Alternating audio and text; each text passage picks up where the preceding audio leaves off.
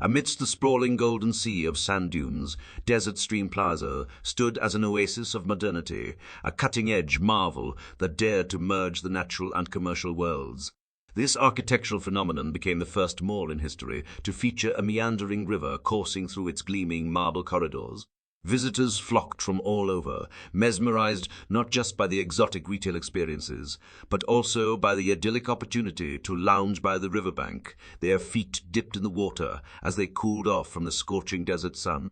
Dubbed a revolutionary fusion of eco-luxury, Desert Stream Plaza appeared to validate the audacious choice of rerouting a river through a commercial hub. However, whispered rumors permeated the air, unsettling as a desert wind.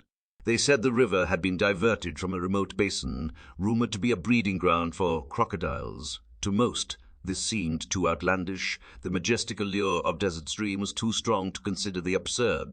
It was on this fateful day, buzzing with a record number of visitors, that with a sudden, heart-stopping thrash, crocodiles erupted from the once serene waterways. Enormous crocodiles, with teeth like serrated knives, lunged onto the marble banks and into the horrified screams of shoppers. Customers screamed, threw their reusable shopping bags in the air, and attempted to flee. As the staff rushed to rescue shoppers, Bob, the janitor of Desert Stream Plaza, armed with his Mop of Justice, gallantly stepped forward.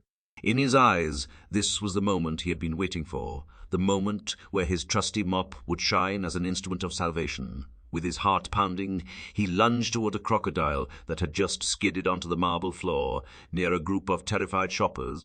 With all the confidence he could muster, he swung his Mop of Justice down toward the creature, imagining himself as a hero in a blockbuster movie. But his swing was more ceremonial than effective. In a woeful miscalculation, the mop's wet strings only slapped the crocodile's back, accomplishing nothing more than perhaps a momentary irritation for the beast. Before Bob could recalibrate or make a second attempt, another crocodile, previously unnoticed, lunged from the water. Its jaws snapped onto Bob's leg, pulling him off balance and into the river. In a grim twist of fate, Bob was dragged under, his Mop of Justice left floating on the water's surface, a testament to his ill-fated bravery. As he disappeared beneath the water, it was a stark realization that even the best intentions, when coupled with severe underestimation of the situation, could lead to tragedy. Bob and his Mop of Justice had failed utterly, becoming yet another tragic course in the disastrous saga of Desert Stream Plaza. It became heartbreakingly clear that the murmurs were true. The remote basin from which the river was diverted had indeed been a haven for crocodiles. A grave miscalculation, an oversight of mythical proportions, had turned Desert Stream Plaza from a retail utopia into a cautionary tale. In the aftermath of Bob's tragic demise, Mark and his team of fame-hungry enthusiasts sense a golden ticket to stardom. The idea was simple: film a daring crocodile intervention and become instant heroes. With social media platforms ready to amplify their bravado, Mark was sure this stunt would make them go viral. "Look, guys, I've got this," Mark exclaimed, brandishing a book to the group. The cover was dominated by a captivating, larger-than-life image of a man named Jamal, confidently poised with an intense gaze. Just below him, contrasting the imposing figure of Jamal, was a depiction of a tiny, almost comical baby crocodile, symbolizing Jamal's undeniable mastery over these fearsome creatures. The title, embossed in bold letters, read, "Facing the Jaws, Mastery over Crocodiles." Mark explained that he'd found the book at a clearance sale and had devoured its contents in one sitting. Armed with this knowledge, he felt invincible. What he failed to mention was that Jamal, the author, had never actually encountered a real crocodile in his life. Instead, the book was a fabrication, a melange of borrowed anecdotes and pure imagination, sold for a cheap thrill at a bargain price. With their target in sight, a seemingly harmless baby crocodile lounging near the bank, the team got to work, skillfully wielding their knowledge of camera angles and manipulative filming techniques. They framed the shot to make the baby crocodile appear monstrously large and menacing on screen. Eager to show off his expertise, Mark began to enact the tips and tricks he'd gleaned from the book.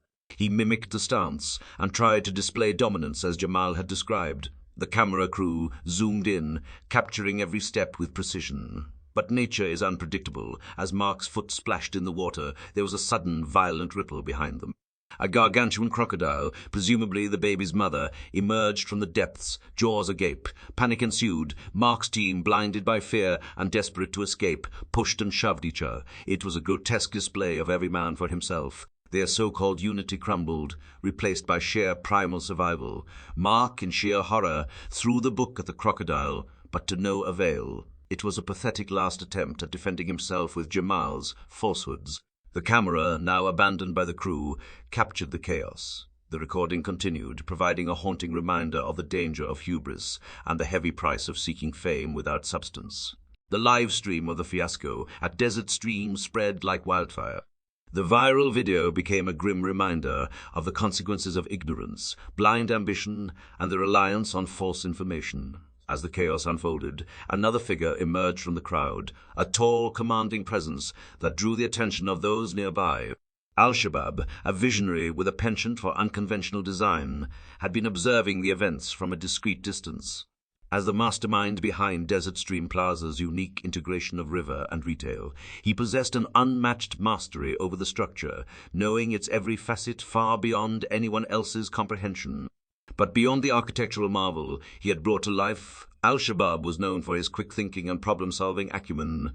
He had faced challenges before, albeit not of this magnitude. As he strode forward, there was a sense of hope in the air. Maybe, just maybe, Al-Shabaab held the key to resolving this dire predicament. With a flash of insight, Al-Shabaab concocted a daring plan. Salt in vast quantities would counteract the freshwater environment and incapacitate the crocodiles. Without wasting a moment, he commandeered the mall's intercom system. "Attention, everyone," he boomed, trying to calm the masses. "Grab every bag of salt you can find. We can turn the tide against these beasts." As stores were ransacked for bags of salt, Al-Shabaab, ever the leader, hoisted a colossal sack onto his shoulders. Climbing onto a table at water's edge for better visibility, he rallied the crowd. "Follow my lead," he exclaimed. But just as he was about to demonstrate, a monstrous crocodile, its eyes gleaming with ferocity, leapt from the depths. Time seemed to slow. The beast's jaws snapped around Al-Shabaab, pulling him beneath the shimmering surface, with a splash that echoed the collective gasp of the horrified crowd. The symbol of hope was gone.